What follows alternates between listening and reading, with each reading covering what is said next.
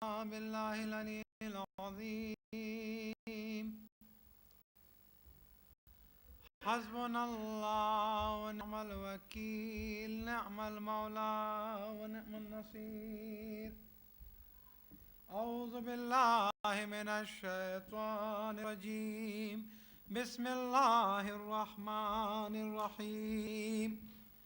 الحمد لله رب العالمين، والصلاة والسلام على أشرف الأنبياء والمرسلين رحمة للعالمين، الرسول المسدد المصطفى الأمجد المحمود الأحمد أبي القاسم محمد، اللهم صل على محمد وآله الطيبين الطاهرين المعصومين المظلومين المنتجبين. أما بعد، فقد قال الله تبارك وتعالى في كتابه المجيد وفرقانه الحميد وقوله الحق. بسم الله الرحمن الرحيم.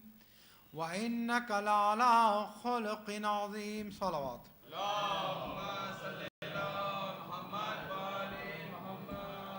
Brothers, as we promised you about two very important surahs in Quran 2 days back, in the same context, we continue our speech.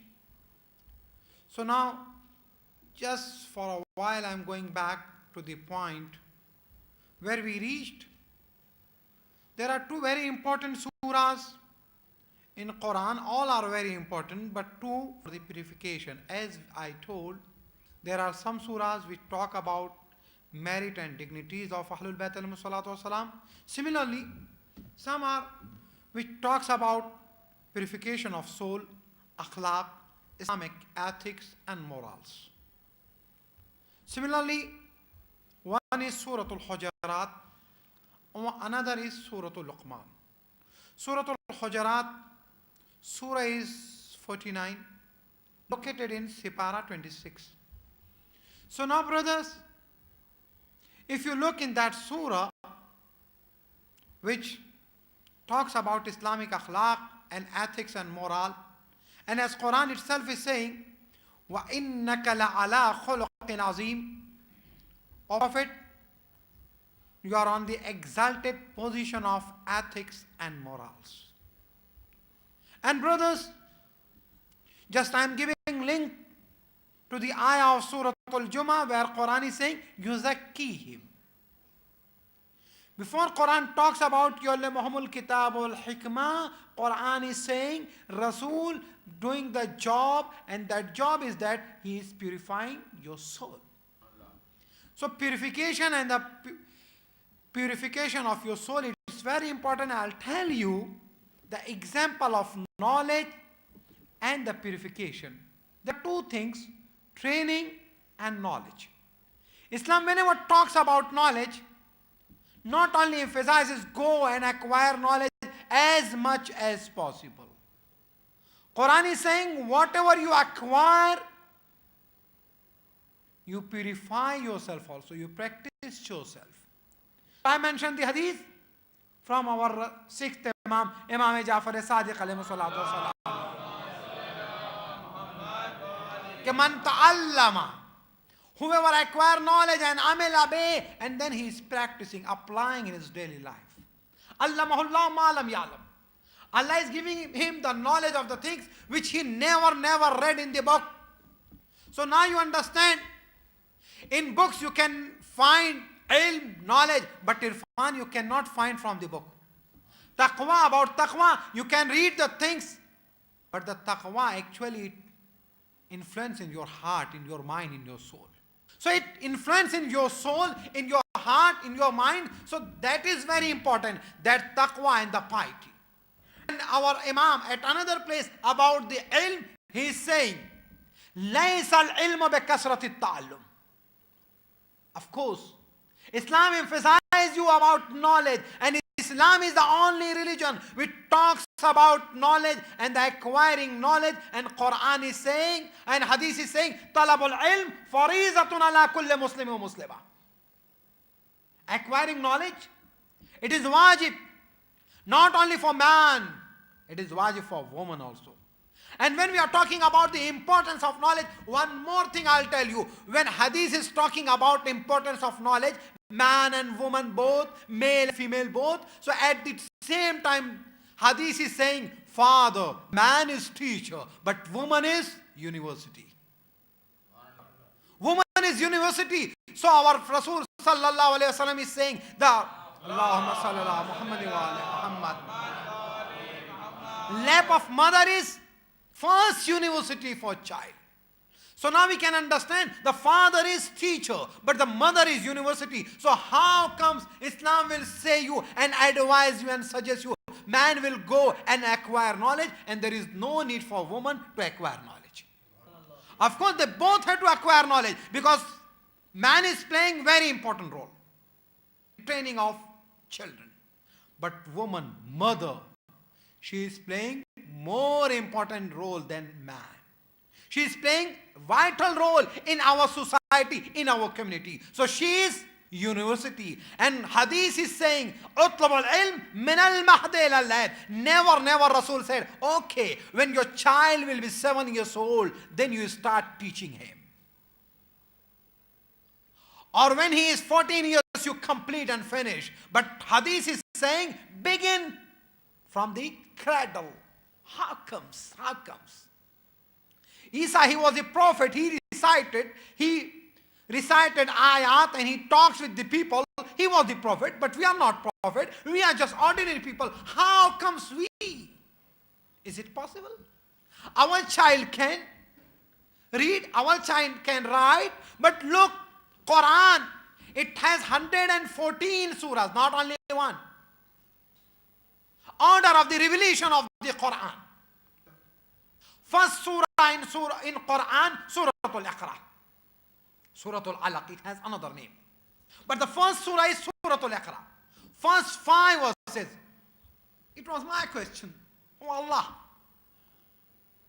When you are revealing the ayat, why you reveal? You begin with the 5 verses. Why those were 1, 2, 7, 8 or whatever? So Allah is saying, what was for education? What was for knowledge? And we reveal 5 ayat, 5 verses. Those were the 5 verses. Actually, we dedicated to the Panjatan alayhimu salatu wasalam. Allahumma salli ala Muhammad wa ala Muhammad. Because the first ayat, first surah in the revelation of Quran, 5 verses from the Suratul Iqra.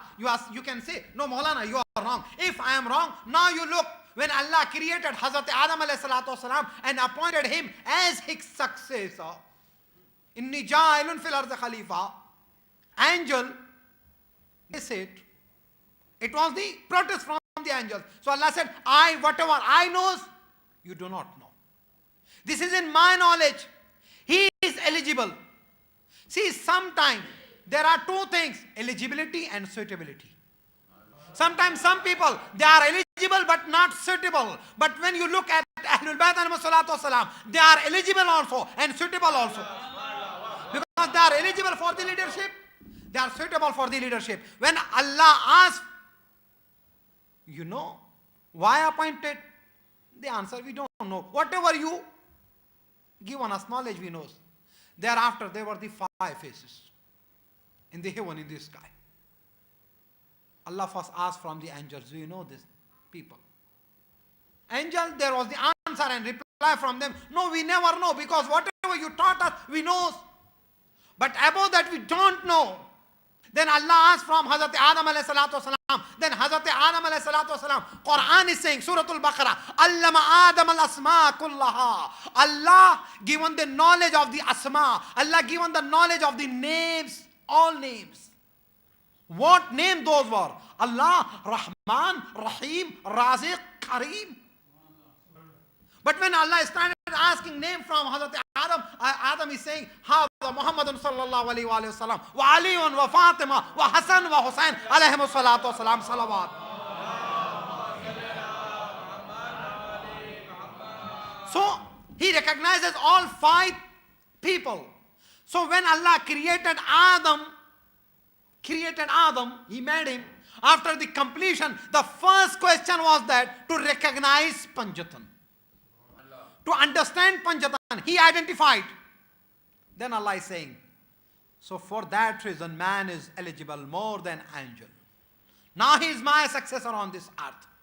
Look, Allah is revealing ayat, 5 verses. There were the 5 people, 5 personalities, 5 ayat dedicated to these 5 people. Muhammadun wa Aliyun wa Fatima wa Hasanun wa Hussain salawat. So now you look, 5 verses Allah revealed. Iqra bismi rabbika allazi khalaq. Read with the name of your Lord who created you. Now brothers, those were the 5 verses. First surah in the revelation of Quran, Surah Al-Iqra, to read. The second surah, it is Surah Al-Qalam.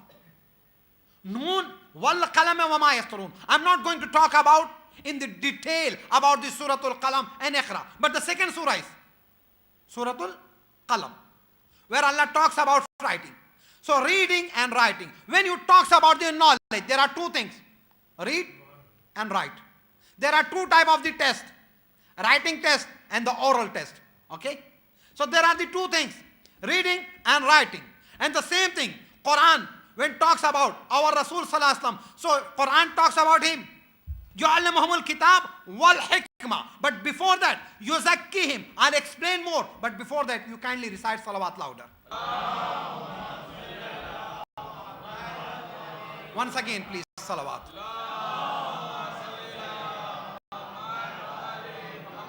So, noon wal qalam wa ma yasturun.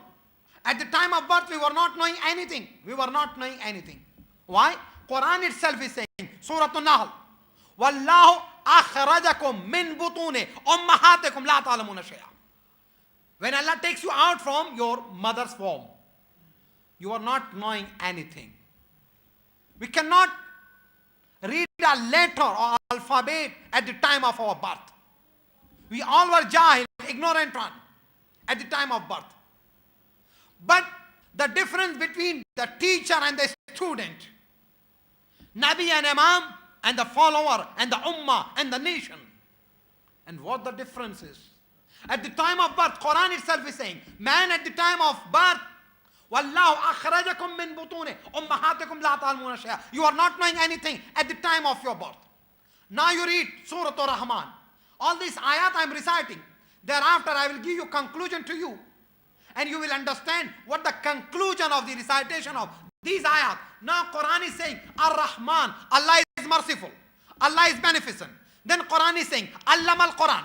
Allah taught you holy book of Quran. Holy book of Quran. So now you look, Quran is saying there are 2 types of the people. One kind of the people, those who were jahil at the time of birth. And there are the other people, those who were knowing before their birth. One kind of the people, they were jahil. Allahumma salli ala Muhammad. Recite salawat louder.